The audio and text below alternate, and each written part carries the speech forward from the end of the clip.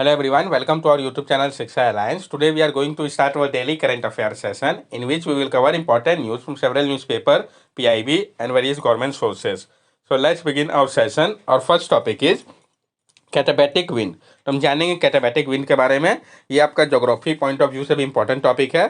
A surprising phenomenon has been observed in the Himalayas where katabatic wind are triggered when high temperature affect high altitude ice masses. ये एक surprising phenomenon है, इसको observe किया गया है हिमालयास में, जहाँ पे कैटाबैटिक विंड जो है ये ट्रिगर हो गया जब हाई टेम्परेचर ने अफेक्ट कर दिया हाई एल्टीट्यूड आइस मास को। तो इसके कारण जो है कोल्ड एयर जो कि ब्लो कर रहे थे लोअर एल्टीट्यूड के एरिया में, पोटेंशियली वो स्लो डाउन हो गए, जो इफेक्ट था ग्लोबल क्लाइमेट क्राइसिस का कुछ रीजन में। The study reveals that the temperature gap between air above the mountain and cooler air in contact with ice masses cause increase turbulent heat exchange leading to stronger cooling of the surface of air mass. और ये जो study है इसमें पाया गया कि जो temperature gap है जो आपका एयर जो कि अबव माउंटेन में का है और जो कूलर एयर जिसके साथ कांटेक्ट में है आइस मासेस, इसके कारण बढ़ गया टर्बुलेंट हीट एक्सचेंज, जिसके कारण स्ट्रॉन्गर कूलिंग जो था सरफेस एयर मास का वो देखा जा सका। एनाबैटिक विंड और कैटाबैटिक विंड में क्या अंतर हम इसको भी समझते हैं। Anabatic wind, this wind are upslope wind driven by warmer surface temperature on mountain slope that are the surrounding air column. ये जो एनाबैटिक विंड होते हैं ये अपस्लोप विंड होती है जो कि ड्राइवन होती है वार्मर सरफेस टेम्परेचर के कारण माउंटेन के स्लोप में जो कि सराउंड करती है एयर कॉलम को। जबकि katabatic wind are downslope wind created when the mountain surface is colder than the surrounding air and create a downslope wind. जबकि कैटाबैटिक विंड जो है ये डाउनस्लोप विंड होती है, ये जो है क्रिएट करती है जब माउंटेन सरफेस आपका कोल्डर होता है सराउंडिंग एयर से, और ये क्रिएट करती है डाउनस्लोप विंड को, यानी दोनों एक दूसरे के वाइस वर्सा है। ये पता होना चाहिए किसमें क्या है। यहाँ पे आप देख सकते हैं ये आपका एनाबैटिक विंड है डे का, ये दिखा रहा है जो ड्यूरिंग डे के समय पे जो स्लोप है एयर अबव हीट हो जा रहा है, ये वार्म लेस होता है, देंस एयर राइज कर जाता है वैली साइड से, जिसके कारण एनाबैटिक विंड बनता है। ये कैटाबैटिक विंड है जिसमें कि नाइट में होता है, जो स्लोप है एयर का अबव ए का वो कूल होता है, कोल्ड डेंस एयर सबसाइड करता है वैली स्लोप में, जो कि बनाता है कैटाबैटिक विंड को। नेक्स्ट टॉपिक है हमारा people with blood disorder not eligible for reservation. People जिनको ब्लड डिसऑर्डर है वो एलिजिबल नहीं है रिजर्वेशन के लिए। तो जानेंगे हम ऐसा क्यों कहा गया, फिर क्या नियम है रिजर्वेशन के लिए, सब समझेंगे। People with blood disorder like thalassaemia, haemophilia and sickle cell disease are not eligible for job reservation in government role under the person with disability category according to Indian Social Justice Ministry। तो Indian social justice ministry के अनुसार जो people जिनको कि blood disorder है कैसा, जैसे कि थैलेसेमिया हो गया, हेमोफीलिया हो गया या सिकल सेल डिजीज हो गया, वो एलिजिबल नहीं है जॉब रिजर्वेशन के लिए, गवर्नमेंट रोल के लिए जो जॉब है उसके लिए। The three diseases were included in the list of disability under Right of Person with Disability Act of 2016, but they are excluded from job reservation benefit। ये जो तीनों डिजीज है इसको इंक्लूड किया गया था जो लिस्ट है आपका डिसेबिलिटी का under right to person with disability act 2016 के माध्यम से, लेकिन इसको एक्सक्लूड किया गया है, जो जॉब रिजर्वेशन बेनिफिट है उससे बाहर रखा गया है। Rules regarding reservation for disable people, क्या रूल्स है जो कि रिजर्वेशन को लेकर है डिसेबल पीपल का। 4% reservation in government job is available for people with disability. 4% reservation जो है गवर्नमेंट जॉब में वो दिया जाएगा जो पीपल विद डिसेबिलिटी है उनको। Every government establishment must reserve 1% of the total number of vacancy for people with benchmark disability. और जो हर एक गवर्नमेंट स्टेप जो है वहाँ पे कम से कम 1% जो है टोटल नंबर ऑफ वैकेंसी का वो रिजर्व रहेगा बेंचमार्क डिसेबिलिटी के पर्सन के लिए। Representation of people with disability act define करता है बेंचमार्क डिसेबिलिटी को किस किस चीज़ में, autism, intellectual disability, speech learning disability या मेंटल इलनेस हो गया। Representation of person with disability act also define disability, जो representation of person with disability act है वो डिफाइन करता है डिसेबिलिटी को ब्लाइंडनेस या लो विजन पे, डिफ या जिनको कठिनाइयाँ होती है सुनने में, और लोकोमोटर डिसेबिलिटी जिसमें कि cerebral palsy, leprosy, dwarfism, acid attack victim या मस्कुलर डिस्ट्रॉफी आता है। इन तीनों डिजीज के बारे में हम जान लें।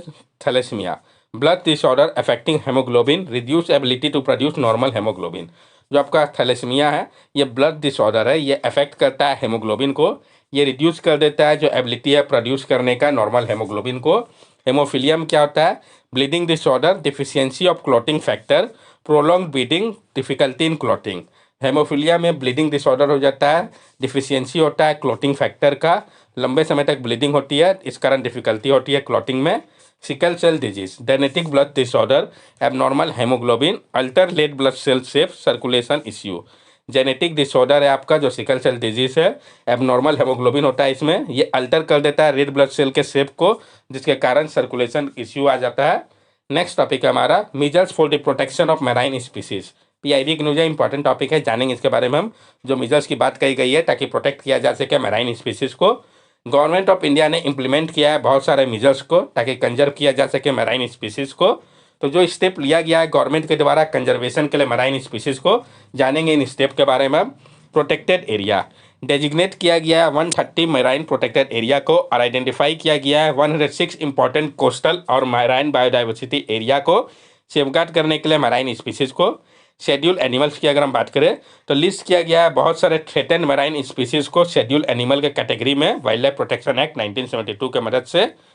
IDWH स्कीम जो आपका integrated development of wildlife habitat scheme है, तो प्रायोरिटाइज किया गया है थ्रेटन स्पीसीज जैसे कि marine turtle, humpback whale, dugongs को असेसमेंट के लिए, और मॉनिटर किया जाएगा इनको under integrated development of wildlife habitat scheme के।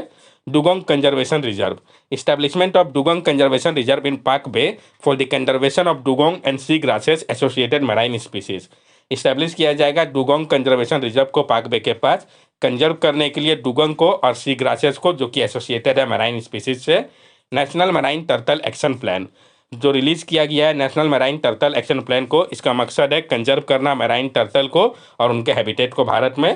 प्रोजेक्ट डॉल्फिन लॉन्च किया गया था प्रोजेक्ट डॉल्फिन को 2021 में गवर्नमेंट इनिशिएटिव के रूप में कंजर्व करने के लिए दोनों ही ओशियनिक और रिवराइन डॉल्फिन के स्पीसीज को।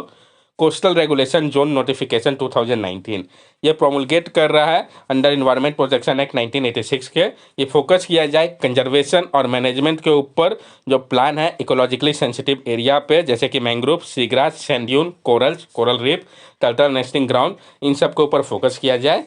बायोलॉजिकल डाइवर्सिटी एक्ट 2002 इंप्लीमेंट किया गया बायोलॉजिकल डाइवर्सिटी एक्ट 2002 को और एसोसिएटेड रूल्स को ताकि इंश्योर किया जा सके प्रोटेक्शन, कंजर्वेशन और सस्टेनेबल यूज को मैराइन स्पीसीज का। फाइनेंशियल असिस्टेंस की अगर हम बात करें तो granting fund under the centrally sponsor scheme to marine state for the conservation of coral and mangrove, CAMPA fund provided for dugong conservation. Grant किया गया फंड को सेंट्रली स्पॉन्सर स्कीम के अंतर्गत मैराइन स्टेट को ताकि वो कंजर्व कर सके कोरल या मैनग्रोव को। कैंपा फंड दिया जा रहा है डुगोंग को कंजर्वेशन के लिए। Centre for marine living resource and ecology जो आपका centre for marine living resource and ecology है, ये एक अटैच ऑफिस है मिनिस्ट्री ऑफ अर्थ साइंस के अंतर्गत आता है। इसको मैंडेट किया गया है कि ये डेवलप करे मैनेजमेंट स्ट्रेटेजी को जो कि मैराइन लिविंग रिसोर्सेज के लिए होगा, इकोसिस्टम मॉनिटरिंग और मॉडलिंग एक्टिविटी के माध्यम से। मैराइन मेगाफोना स्टैंडिंग मैनेजमेंट गाइडलाइन 2021 तो आपका जो मैराइन मेगाफोना स्टैंडिंग मैनेजमेंट गाइडलाइंस है 2021 का, ये रिलीज किया गया था गाइडलाइंस को ताकि एक्शन लिया जा सके स्ट्रेंडिंग और इंटेंगलमेंट इवेंट के लिए। ये इंप्रूव करेगा कोऑर्डिनेशन को स्टेक होल्डर के बीच में। नेक्स्ट टॉपिक है हमारा लेथरिज्म। पीआईबी के नुजे इंपॉर्टेंट टॉपिक है, जानेंगे हम लेथरिज्म के बारे में। Grass pea also known as khesari dal has been historically infamous for causing lathyrism, a neurological disease leading to lower limb paralysis. जो ग्रास पी है जिसको कि हम खेसारी दाल के नाम पे भी जानते हैं, ये हिस्टोरिकली इनफेमस था क्योंकि माना जाता था इसके कारण लेथरिज्म होता है। लेथरिज्म है क्या, तो ये एक आपका न्यूरोलॉजिकल डिजीज है जिसके कारण जो लोअर लिम्ब है आपका उसमें पैरालिसिस हो जाता है। In late 19th century, an outbreak of letharism linked to grass peel led to the ban in India in 1961 under the Prevention of Food Alteration Act। और लेट 19th सेंचुरी पे जो आपका एक आउटब्रेक हुआ था लेथरिज्म का जो कि लिंक था ग्रास पीच से, इसके कारण बैन किया गया था इसको भारत में 1961 के समय पे prevention of food adulteration act के अंतर्गत। Despite the ban grass P cultivation continued and researcher develop low toxin variety. इस बैन के बावजूद भी ग्रास पी का जो कल्टीवेशन था वो कंटिन्यू रहा और रिसर्चर ने डेवलप किया एक लो टॉक्सिन वैरायटी को। In 2015, an expert committee recommended lifting the ban, emphasizing its potential for food security amid climate change। और 2015 में एक एक्सपर्ट कमेटी ने रिकमेंड किया कि लिफ्ट किया जाए जो बैन है लेथरिज्म को लेते हुए ग्रास पी के ऊपर इसको, क्योंकि इसका फोकस है जो पोटेंशियल बेनिफिट है फूड सिक्योरिटी को लेके क्लाइमेट चेंज को ध्यान में रखते हुए इसका। Letharism is a neurological disorder caused by eating too much grass pea, Lathyrus sativus. It is also known as neuroletharism। लेथरिज्म एक न्यूरोलॉजिकल डिसऑर्डर है जो कि होता है बहुत ज़्यादा ग्रास्पिंग के खाने के कारण। ये आपका लेथेरस सटाइवस है, इसको हम न्यूरोलेथरिज्म भी कहते हैं। लेथरिज्म जो है one of the oldest non neurotoxic disorder में से एक है। ये स्केलेटल डिसऑर्डर है जो कि होता है टॉक्सिन BFPN बेप्न के कारण, जो कि इनहिबिट करता है copper containing enzyme lysyl oxidase को। नेक्स्ट टॉपिक है हमारा 2024 is the international year of camelid. तो जो 2024 है ये इंटरनेशनल ईयर है कैमेलिड के लिए। तो जानेंगे किस चीज़ के लिए है, ये इंपॉर्टेंट है, फिर क्या है सब कुछ। United Nations has declared 2024 as the International Year of Camelid to emphasize the significant importance of camelids such as alpacas, Bactrian camels, dromedars, toucans, lemurs, and vulcans in the life of people worldwide।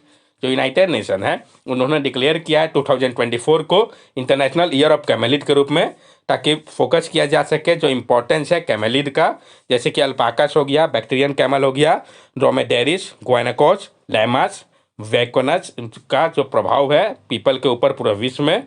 कैमेलिड contribute to food security, nutrition and economic growth in over 90 countries specially for indigenous people and local community. जो camelid है ये contribute कर रही है food security, nutrition और economic growth में 90 countries पे, specially इंडाइजेनस people जो है या लोकल कम्युनिटी के लिए। They play a crucial role in meeting sustainable development goal by providing source of milk, meat, fiber and transportation। ये प्ले कर रहे हैं क्रूशियल रोल को पूरा करने में सस्टेनेबल डेवलपमेंट गोल को प्रोवाइड करके, जो सोर्सेस है मिल्क, मीट, फाइबर और ट्रांसपोर्टेशन का। इंटरनेशनल ईयर ऑफ कैमेलिड 2024 का मकसद है रेज करना अवेयरनेस को, इनके अनटैप्ड पोटेंशियल को, और इनकरेज करना इंक्रीज इन्वेस्टमेंट को कैमेलिड सेक्टर के लिए, प्रमोट करना रिसर्च को, कैपेसिटी डेवलपमेंट और इनोवेटिव प्रैक्टिस और टेक्नोलॉजी को इस फील्ड के लिए। यहाँ पे आप देख सकते हैं जो कैमेलिड फैमिली है, कैमिलेनिया और लेमिनिया। कैमिलिनिया जिसमें कि आपका कैमेलस जिसमें 2 टाइप है, सीडोमेलस और थ्रीबैक्टेरियस। लेमा में आपका 2 टाइप है, लेमा एल लेमा और एल ग्वेनिकस। और विकेमस में विकमस और विकुलेकस। जो आपका इंपॉर्टेंट नाम है ये आपको याद होना चाहिए, अरेबियन कैमल, लियागामा जिसको कि हम लेमा ग्लैमा भी कहते हैं, गुआनाको जो कि लेमा ग्लोनिकस है, एल्पैका विगुना पेरकोस, विकुना विकुना बिगुना, और बैक्टीरियन कैमल जिसको कि हम कैमेलस बैक्टीरियनस भी कहते हैं। That's all for daily current affair session. अगर आपको हमारी वीडियो अच्छी लगी हो तो हमारे चैनल सब्सक्राइब करें, हमारे वीडियो को लाइक करें और ज़्यादा से ज़्यादा शेयर करें। These are our social media link. From here also you can stay connected with us and give us your valuable feedback. Thank you and have a nice day.